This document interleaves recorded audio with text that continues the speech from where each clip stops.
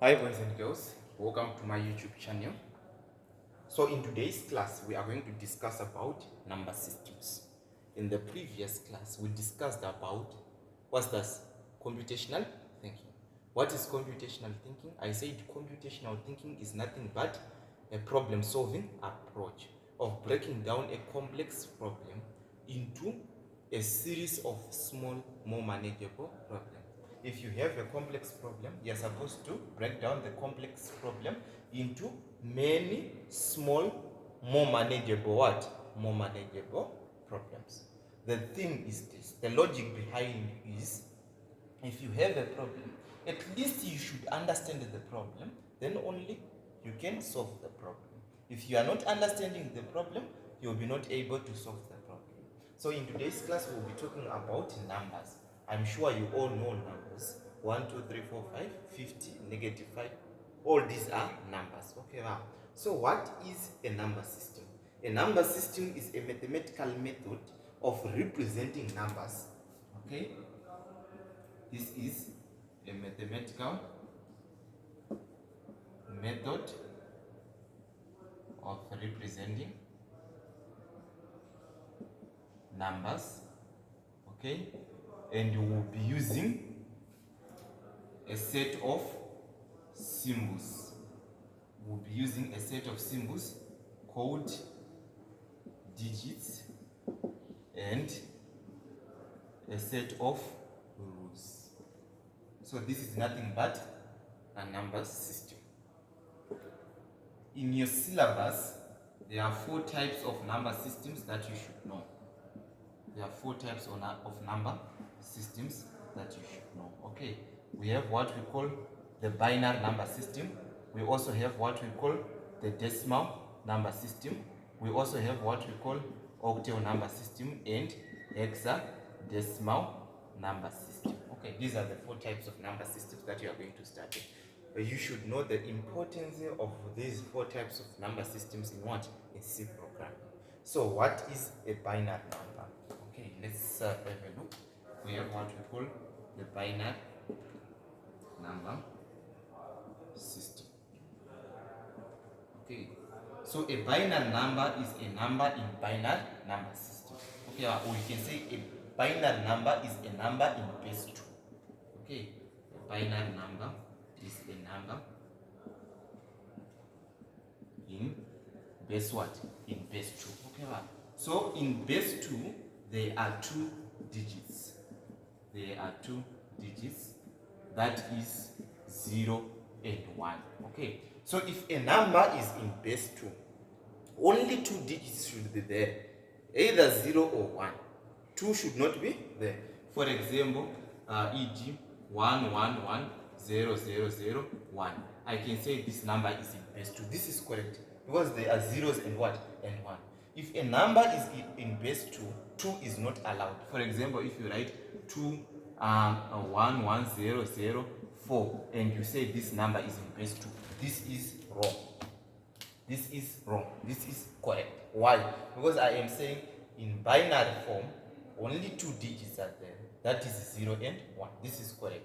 If a number is in base 2, you cannot have a digit 2 or any digit which is greater than 2.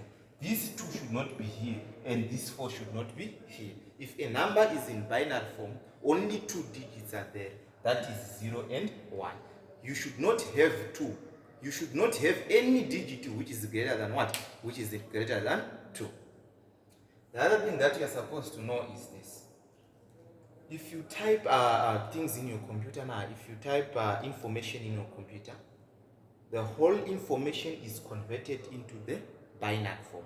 Let's say you are writing the term rice. You are writing the word rice in your program. Okay, well, this R is converted to a binary number.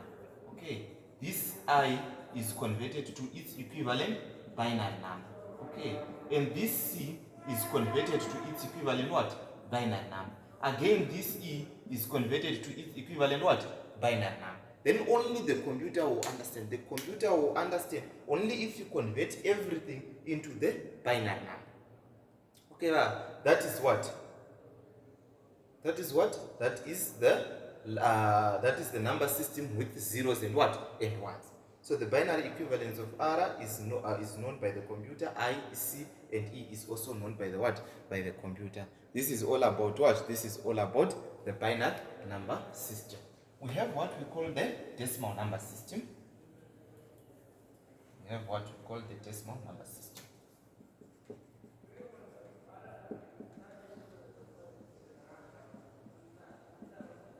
So here we are saying a decimal number is a number in base 10. This is a number in base 10. This is what we call a decimal number. A decimal number is a number in base 10. So how many digits are there? 10 digits are there. That is what? 10 digits are there. That is 0 up to 9. 0, 1, 2, 3, 4, 5, 6, 7, 8, 9. These are the digits. Okay, wow. The other thing that you are supposed to know, this is the one that you usually use on daily basis, right? Whenever you are writing numbers in mathematics, in any module, you will be writing numbers in what? In decimal number system. We have what we call the octal number system. We have what we call the octal number system. So an octal number is a number in base 8. Is a number in base 8. Okay, wow. 8 digits are there. 8 digits are there. That is what?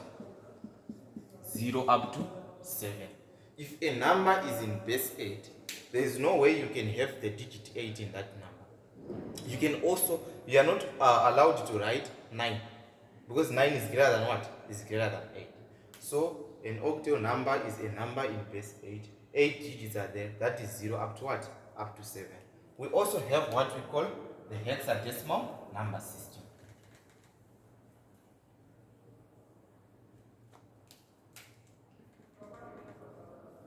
Hexadecimal number system.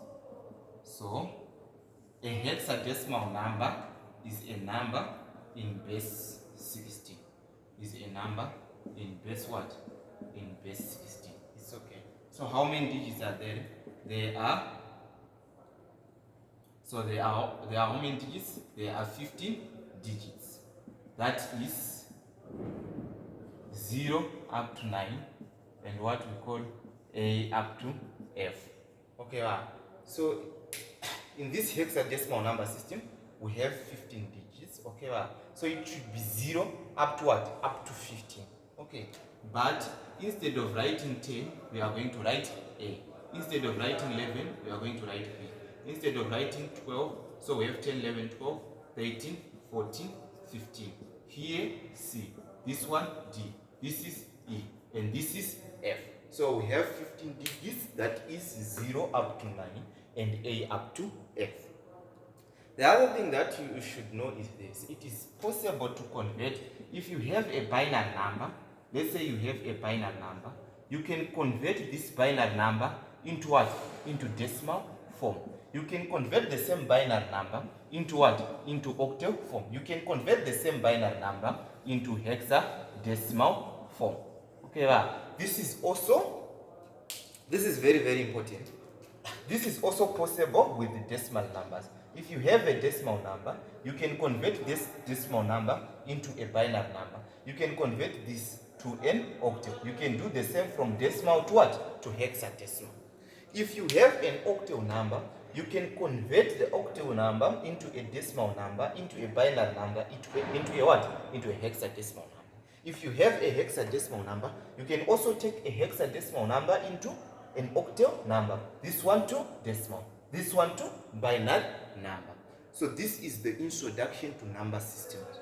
In the next class, we are going to discuss these number system conversions. Okay, thank you very much. Enjoy it.